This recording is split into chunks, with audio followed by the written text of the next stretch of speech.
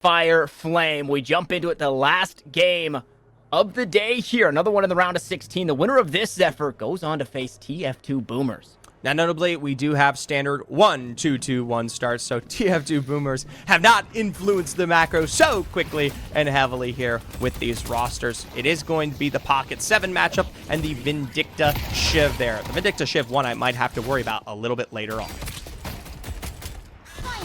Yeah, and Adachi on that Pocket Vindicta.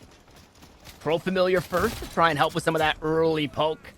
We see Fishcake. We knew that this was going in the hands of Fishcake, although there were other options for this team should they want to piece together another composition. They've got a couple of Lash players. Okay, Fumio maybe get a little too aggressive, a bit of poke in response, getting run down. Meanwhile, things are just getting sloppy everywhere. Looks like a dive goes way too deep out towards York, and with that, an elimination picked up. Fumio does eventually get run down, and the bodies are starting to drop early, Zephyr.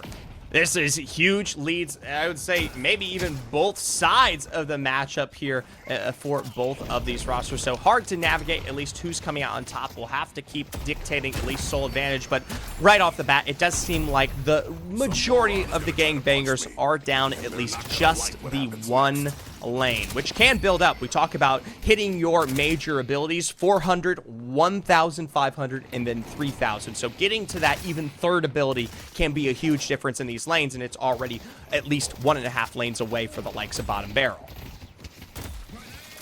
Yeah, early in this one, you've got that Bebop Infernus. You have to be worried about the hook the entire time, but then as the lane starts to grow and that paradoxal swap gets online, now it's, you know, the hunter becoming the hunted with that paradox ultimate and the time walls. It looks like things slowed down for a second. I mentioned the Bebop, and Bebop gets erased. Ask and you shall receive. The fight continues with Wallix looking to get deep into the back lines.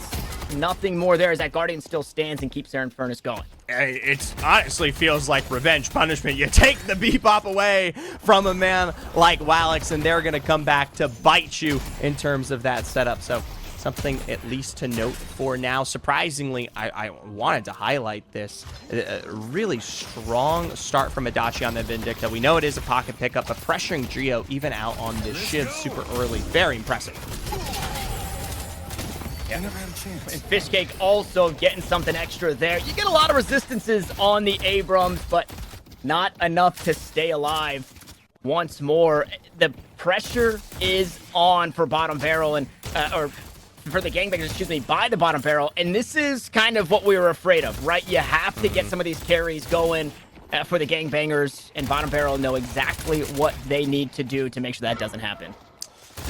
Meanwhile, just as I go and give credit out where it felt like it was due, Geo is more than happy to respond to that kind of praise there. This is a huge issue over on the side lane. I did at least worry a little bit when I saw it was the Vindicta into Shiv matchup in terms of solo 1v1 potential, especially when that flight is down. You need to have something like at least some sort of stake to stunt that, but it doesn't last for long, Tanner, not at all. No, and the aggression, it's extended past these Guardians here. This Fishcake looking to get something done. Beautiful kill onto Bambi. Maybe some more. Nope, that Abrams is going to be out and safe. But once more, another one picked up. 3,600 souls for that Lash, and another big power spike when that ultimate comes online in that Death Slam. You just have to be so wary of where this is at. Now the sniper shots from Penne come through, and Fox is then put in a tough spot. There's the paradoxical swap through the wall, and that's the hunter becoming the hunted. This is a massive issue now. When we talk about the setup here for the gangbangers, it has been left, right, and center, full wipes. At least it is, I was gonna say a hero, but it's the troopers there. Side pick up gold on the other side of things. Not even the full wipe for the likes of the gangbangers. Now, just, I mean, it's crazy, so I gotta point it out. 848 souls here on the other side, and we're already in the 5K range for Alju, of course, and Fishcake. This is, to say this is an advantage is, once again, a major understatement. They're delivering insane leads here. And we get a peek at the build there.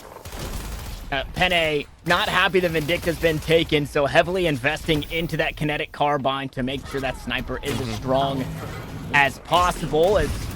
All right, more kills found on the board. Adachi steps up a little bit too far, and things are getting wild on York Ave. Fumio also follows suit. 3 players down, maybe a 4th here. Explosive, trying to get out, but sniped away by the frost grenade from downtown. Nets doing their best Uncle Rico impression. He can throw that frost grenade over the mountain. It's not quite a piece of meat there, but I'll tell you what, it hits him square on the head off of a bike like anyone I've seen. Immediately, flex slots unlocked, 2 enemy walkers, and of course the Guardians as well.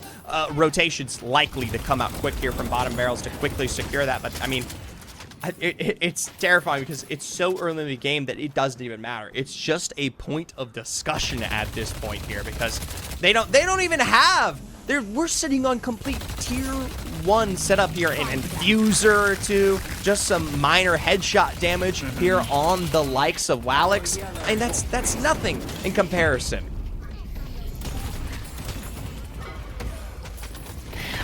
And all right, Fish Cake at it again. I mean, this is, when you look at all of the carries, as the kill feed just continues to flood on through, Netch wanting to get in on the action as Fumio goes down. And this Shiv that was in their own solo lane, also able to find a few. So, all right, y'all. The oppression continues.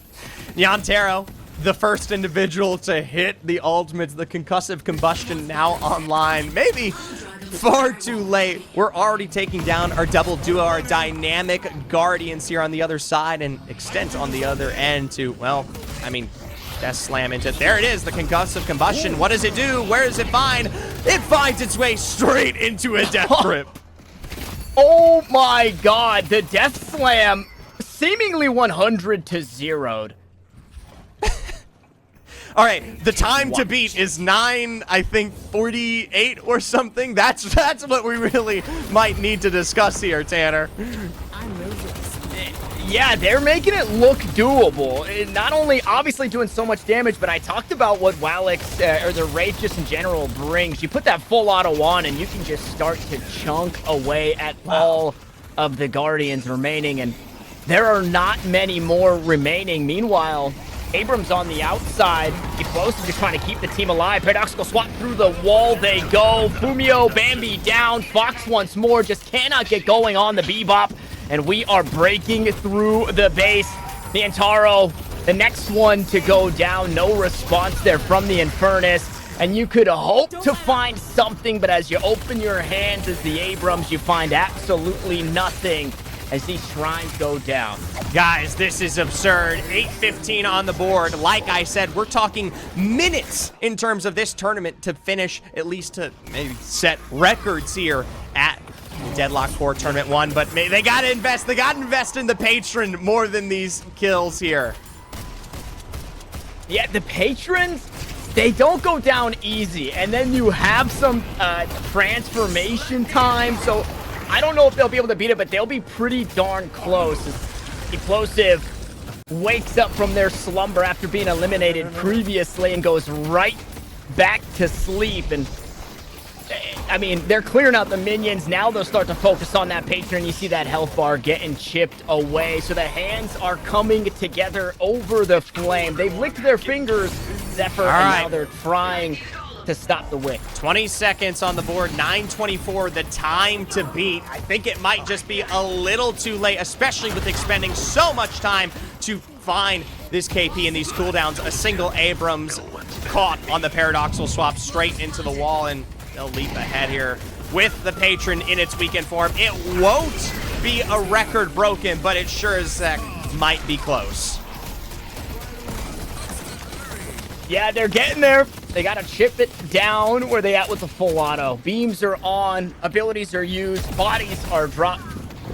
The gangbangers gonna do their darndest inside the pit to try and make this one work. Death Slam is available. So when Fishcake wants to end the game, Fishcake can. As he runs away from the airdrop. And this patron continues to be targeted here. Sub 10 minutes.